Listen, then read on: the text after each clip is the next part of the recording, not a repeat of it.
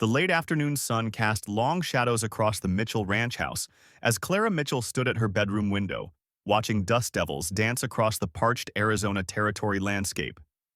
Her father's prized cattle dotted the golden hills like scattered coffee beans, their lazy grazing belying the tension that had settled over the sprawling property these past weeks. At 19, Clara had grown up knowing every inch of this harsh but beautiful land, from the twisting arroyos that cut through their grazing pastures to the sparse clusters of mesquite that provided what little shade could be found in the unforgiving desert. Behind her, voices drifted up from her father's study. Benjamin Mitchell's gruff baritone mingling with the smooth, practiced tones of Alexander Turner, whose vast ranching empire to the north had been steadily expanding toward Mitchell territory. Clara's fingers tightened on the window frame as she caught fragments of their conversation about joining the families and securing both our futures. She knew exactly what that meant. Her father was negotiating her marriage to Turner's eldest son, Noah, a man she'd met exactly twice and found about as appealing as a rattlesnake in her boot.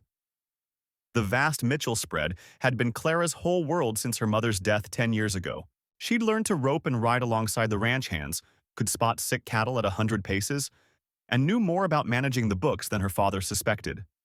Benjamin Mitchell had raised her to be capable and independent, never treating her as less than his sons.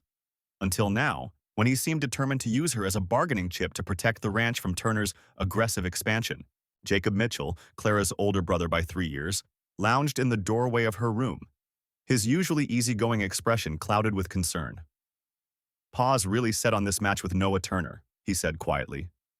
"Says it's the only way to keep the ranch intact with all the pressure Turner's putting on our water rights. But I've heard things about Noah that make my skin crawl, Clara. The way he treats his horses, his workers." He trailed off, leaving the implications hanging heavy in the air. Clara turned from the window, her jaw set in a determined line that would have reminded anyone who knew her mother of Helen Mitchell's infamous stubbornness. "Pa raised us to believe this land was worth fighting for," she said, voice steady despite the storm of emotions churning inside her. "But I won't let him sacrifice my life to save it. There has to be another way." She moved to her desk, pulling out the ledgers she'd been secretly keeping, tracking every head of cattle, every dollar spent and earned. The sound of boots on the stairs made both siblings tense. Benjamin Mitchell's massive frame filled the doorway moments later, his weathered face unreadable as he looked at his children. "Clara, come down to my study. Mr. Turner and I have something to discuss with you." His tone brooked no argument, but Clara had inherited more than just his green eyes. She squared her shoulders, mind already racing ahead to the half-formed plan she'd been nurturing since the Turners' first visit. "Actually, Pa, I have something to discuss with you first," Clara said, lifting her chin. "The spring cattle drive to Prescott is coming up. I've been running the numbers, and if we can get a good price at market, we could pay off the back taxes and have enough left to fight Turner's water rights claim legally."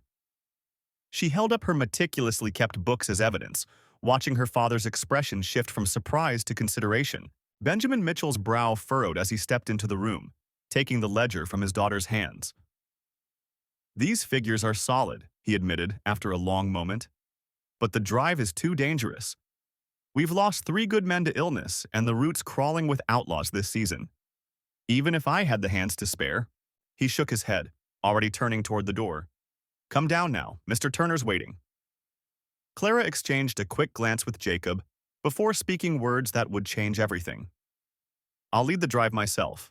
I know the route better than anyone, and I've been helping manage the herd since I was 12. Give me Frances Roberts as trail boss. She's the best wrangler we have. And let me prove there's a way to save the ranch without selling me off like another head of cattle." The silence that followed was thick enough to cut with a knife. Jacob stepped forward, placing a supportive hand on his sister's shoulder. "She's right, Pa. Clara knows this business inside and out, and Frances is worth any 3 men on a drive." Benjamin Mitchell stood frozen in the doorway, his daughter's words forcing him to see her not as the little girl he still sometimes imagined, but as the capable woman she'd become. Down in the study, Alexander Turner's patience was wearing thin. He'd spent years positioning himself to absorb the Mitchell ranch, using water rights disputes and strategic land purchases to tighten the noose. The marriage arrangement was meant to be his masterstroke, a way to gain control while appearing generous.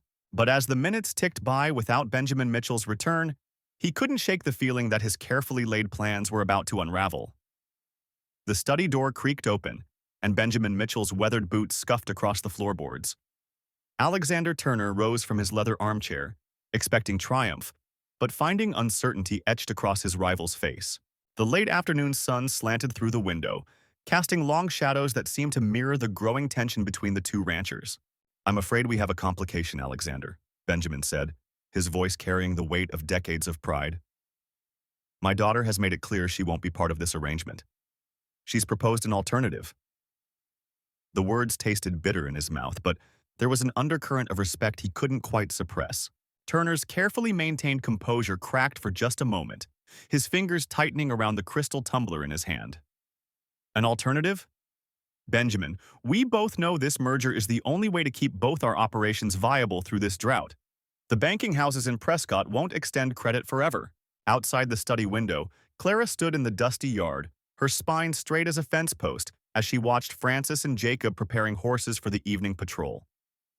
The setting sun painted the desert in shades of amber and purple, the distant mountains standing like silent sentinels over the rangeland that had been her home since birth.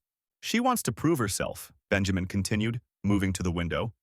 "Wants to drive a herd to market herself, all the way to Flagstaff. Says if she can bring back enough to clear our debts, there'll be no need for this marriage business." He turned to face Turner, seeing the calculated thoughts moving behind the man's eyes. Turner set his glass down with deliberate care, the ice cubes clinking like tiny warning bells. "That's a fool's errand, Benjamin. The route to Flagstaff is treacherous enough with a full crew. Solo? It's suicide. There are rustlers working the territory between here and Globe, not to mention the Apache raids we've been hearing about." A warm breeze carried the scent of sage through the open window, along with the distant lowing of cattle. Clara's voice drifted up from the yard, sharp and clear as she gave instructions to the ranch hands. Benjamin felt the familiar pride warring with his fears for her safety. "She won't be entirely alone," Benjamin said. "Francis will ride with her. That girl's worth any 3 cowboys when it comes to handling stock. And Jacob? Well, my son's already made it clear where his loyalties lie." He didn't miss the flash of calculation in Turner's eyes at the mention of his children's names. Turner paced the study, his boots marking time against the wooden floor. "You realize what you're risking? If she fails, you'll lose everything.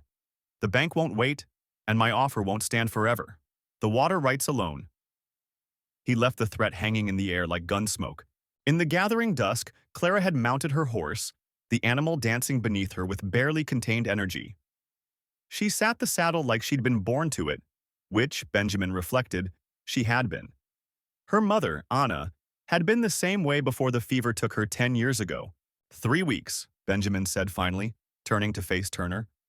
"Give her 3 weeks to make the drive and return.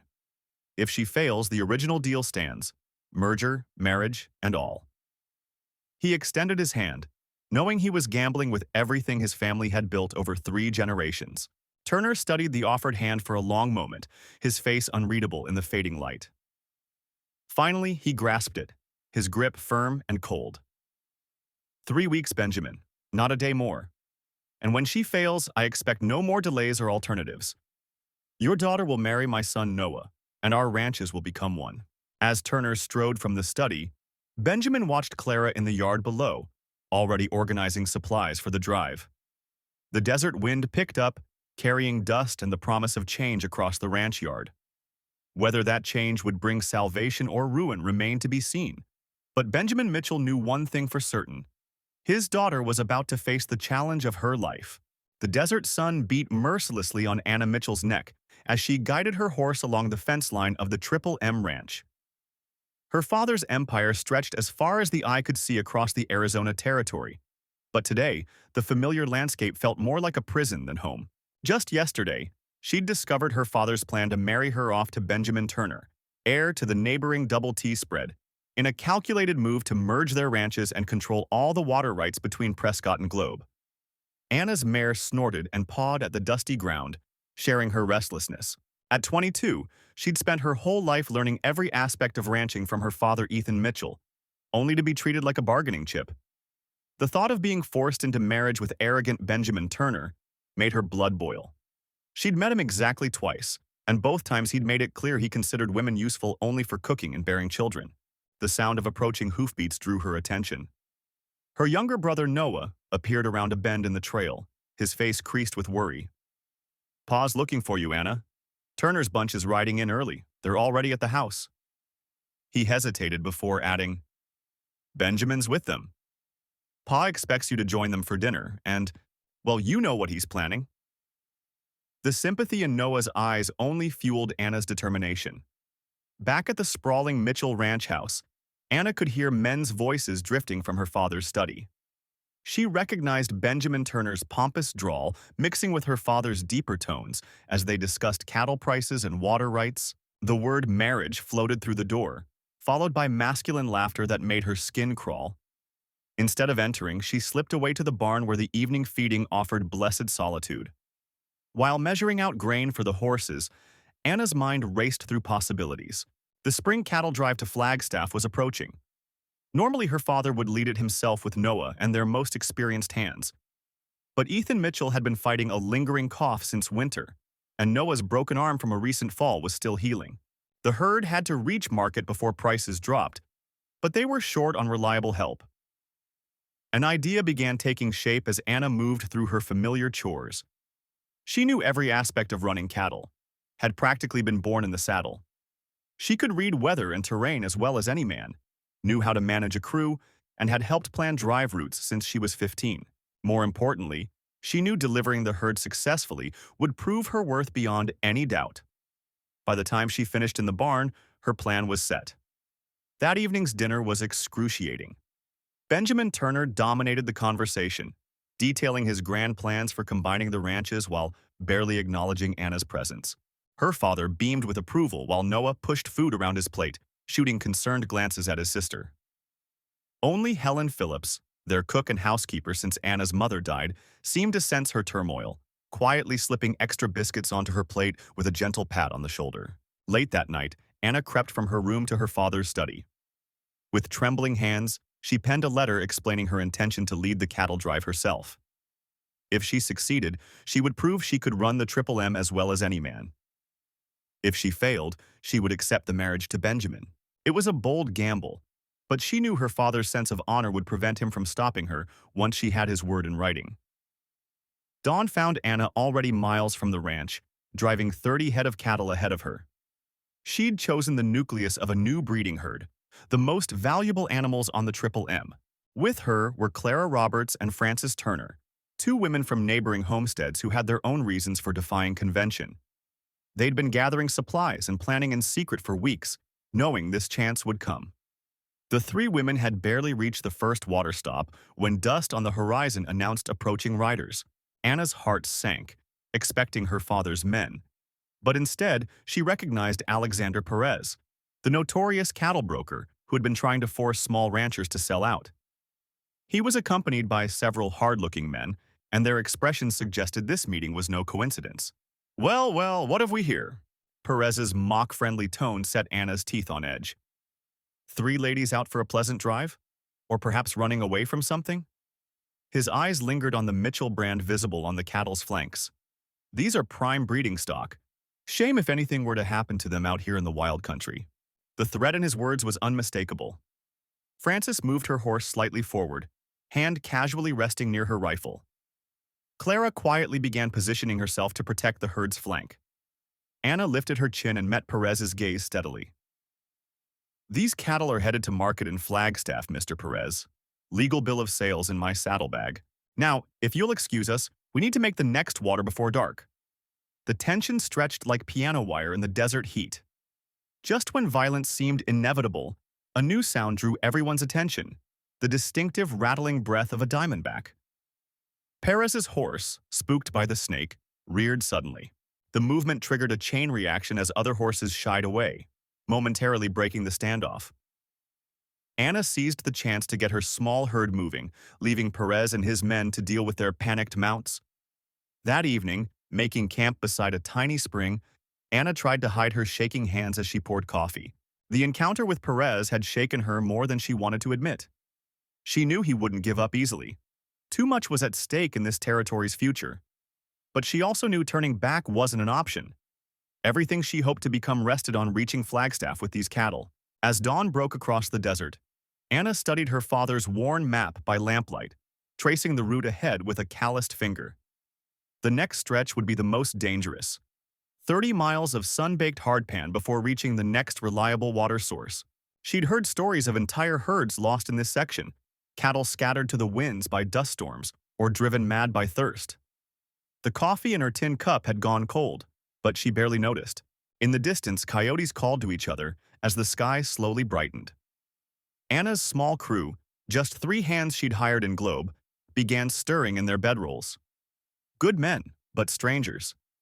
She couldn't shake the feeling that Perez might have gotten to one of them, bought their loyalty.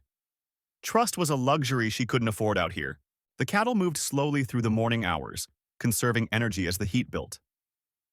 Anna rode point, scanning the horizon for dust clouds that might signal approaching riders or brewing storms.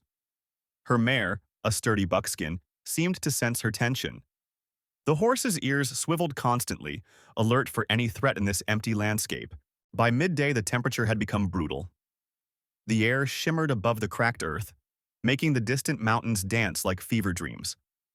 Anna had already lost 2 head to the heat, and she could see others starting to lag. She'd have to make a decision soon, push on toward the next water, or try to wait out the worst of the day's heat in what little shade they could find.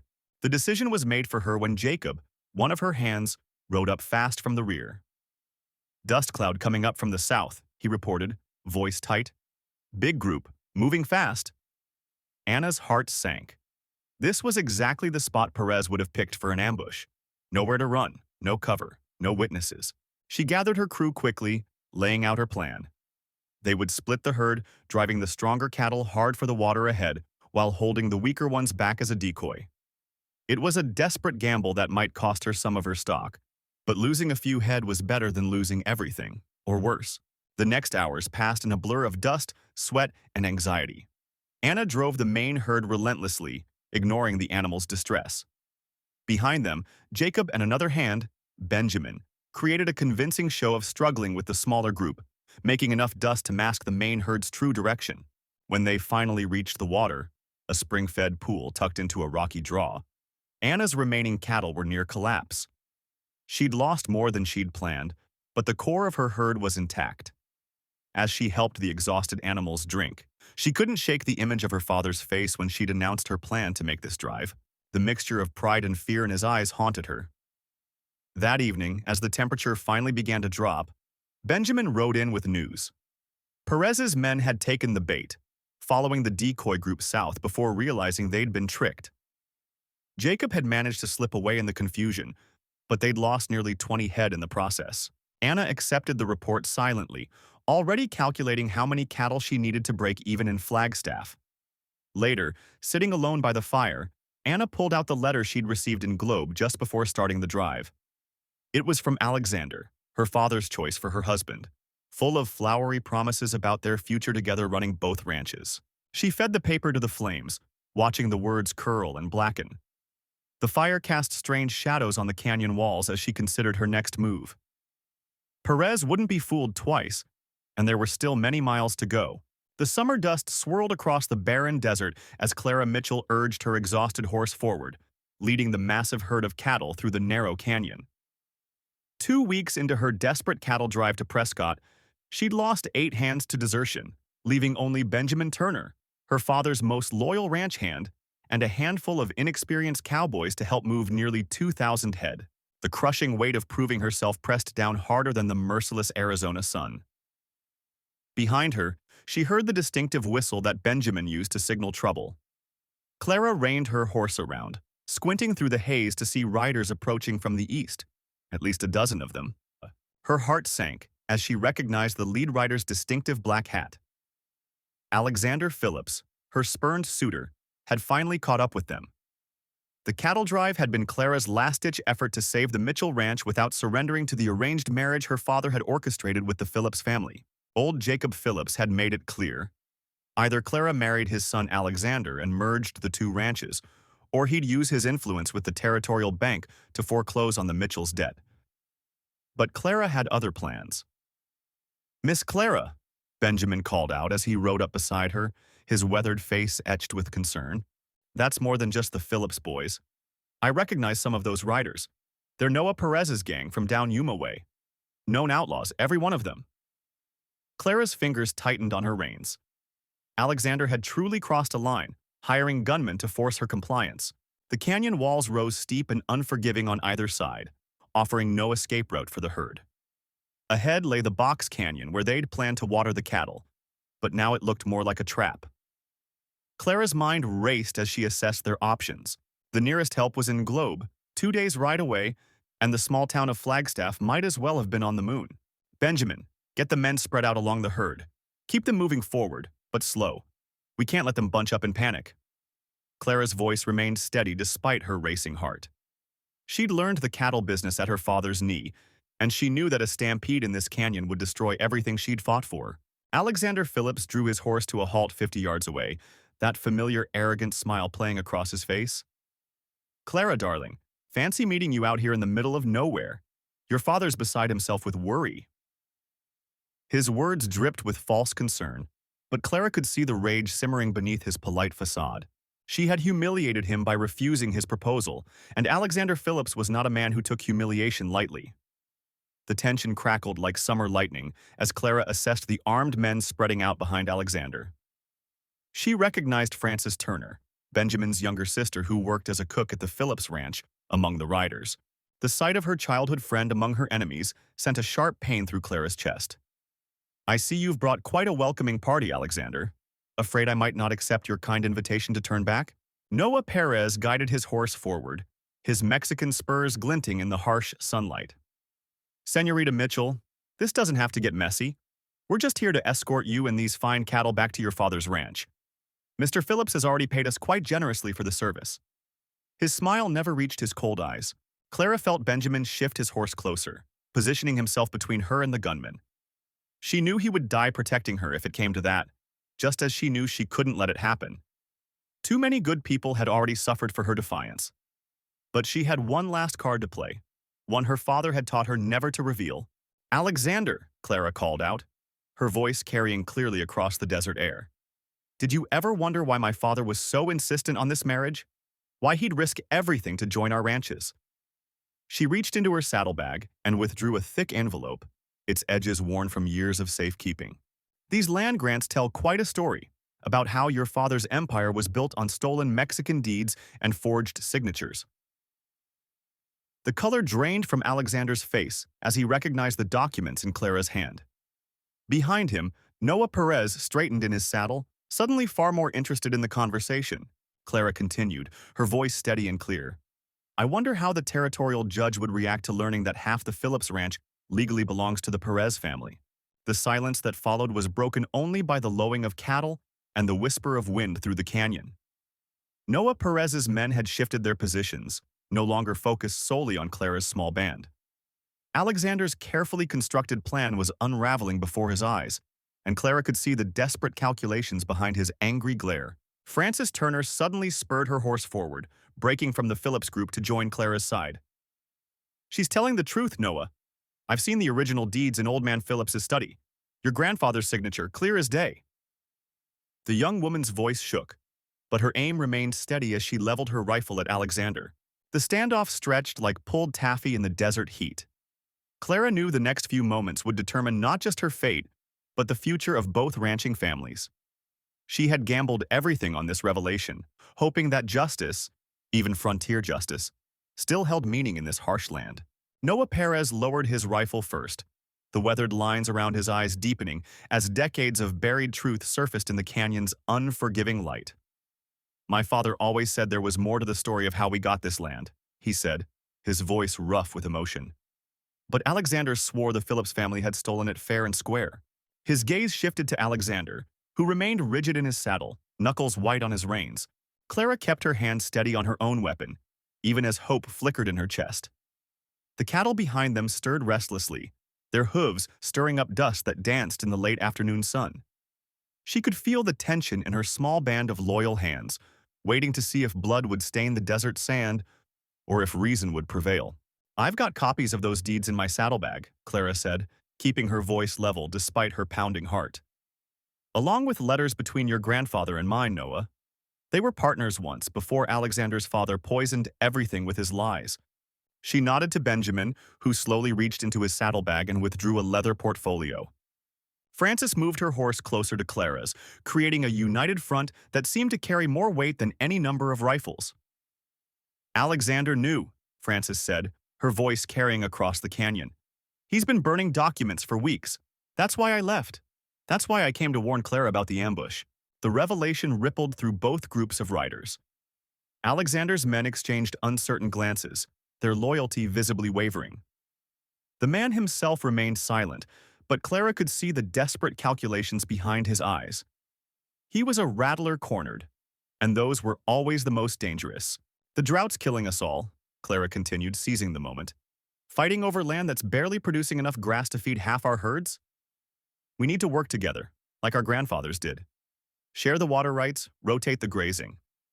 There's a future here, but not if we keep pointing guns at each other. Noah dismounted slowly, his boots raising small clouds of dust as he approached Clara's position.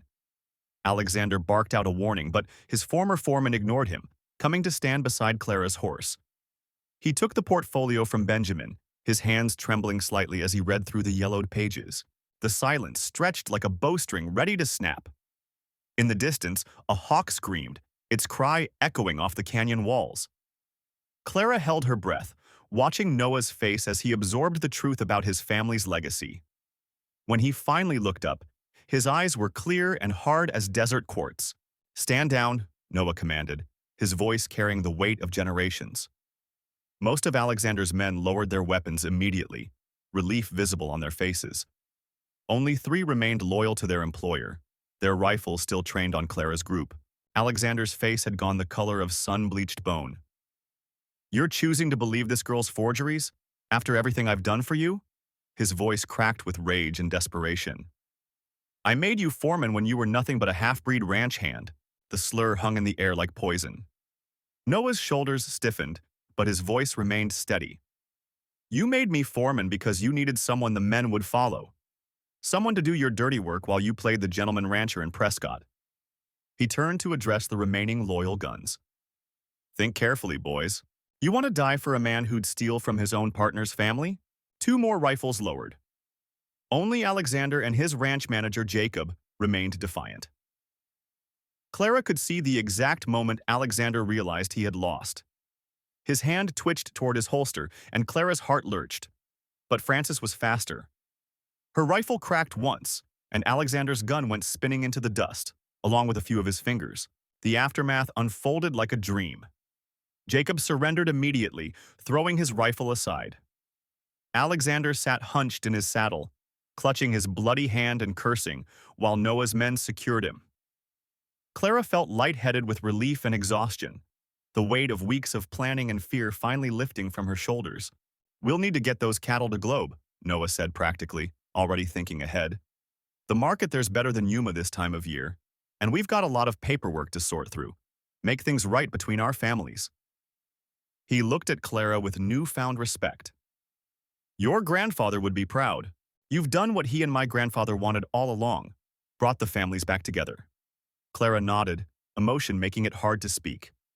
She looked at her small band of loyal hands, at Frances who had risked everything to help her, at the vast desert landscape that had tested her limits and helped her find her strength. The future stretched out before her like the open trail, full of challenges but also possibilities. She had proven herself not just as a rancher's daughter, but as a leader in her own right. The morning sun cast long shadows across the Yuma stockyards as Anna Mitchell watched her cattle being counted, her heart pounding with equal measures of pride and exhaustion. She'd done it, driven the herd across 300 miles of merciless desert, defying her father's expectations and the brewing range war between the Mitchell and Turner ranches. The trail boss from the meatpacking company nodded approvingly as his men tallied the impressive number of healthy steers. Behind her, Helen Turner stepped forward, her usual stern expression softened by something that looked almost like respect. "I didn't think you'd make it, girl," the older woman admitted, brushing dust from her riding skirt. "When my son Benjamin proposed joining our ranches through marriage, we thought it was the only way to end this foolishness. But you've proven there's another path." Anna's father, Ethan Mitchell, emerged from the gathering crowd, his weathered face a storm of conflicting emotions. The past month had aged him. The stress of his daughter's rebellion, the escalating tensions with the Turners, and the devastating revelation that his trusted foreman Jacob Phillips had been secretly working to inflame the conflict between the families while stealing from both.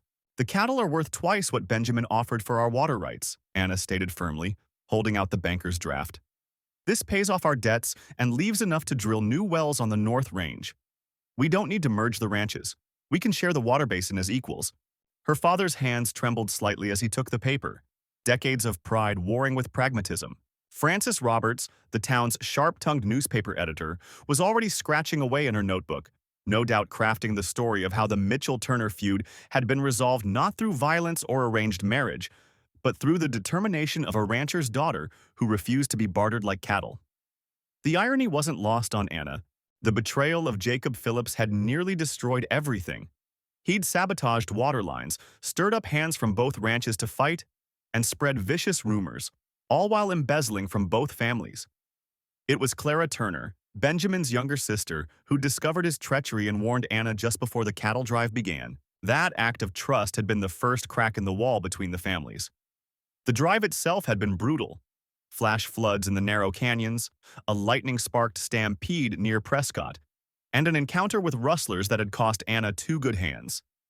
But it was the ambush outside Globe that had truly tested her. Phillips and his conspirators had tried to scatter the herd, knowing that losing the cattle would force the Mitchells to sell. Anna's quick thinking and steady aim had turned the tables. Noah Roberts, Frances's brother and the territory's circuit judge, stepped forward to formally witness the new water-sharing agreement. This contract establishes equal rights to the basin for both ranches, with provisions for drought years and herd sizes, he explained, his voice carrying across the suddenly hushed yard. It also includes criminal charges against Jacob Phillips and his associates. Alexander Turner, the family patriarch, placed his signature beside Ethan Mitchell's with a flourish. "Should have done this years ago," he muttered, though his eyes shone with something like admiration as he looked at Anna. "Takes a special kind of courage to choose the hard right over the easy wrong. Benjamin could have learned something from you, girl."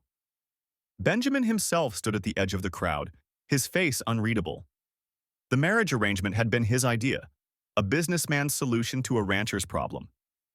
But Anna had seen it for what it was, a continuation of the old way of thinking, where deals were made between men while women were treated as property to be traded. Their gazes met briefly, and he nodded slightly, acknowledging her victory. Alice Phillips, Jacob's wife, approached Anna with tears in her eyes. "I had no idea what he was planning," she whispered.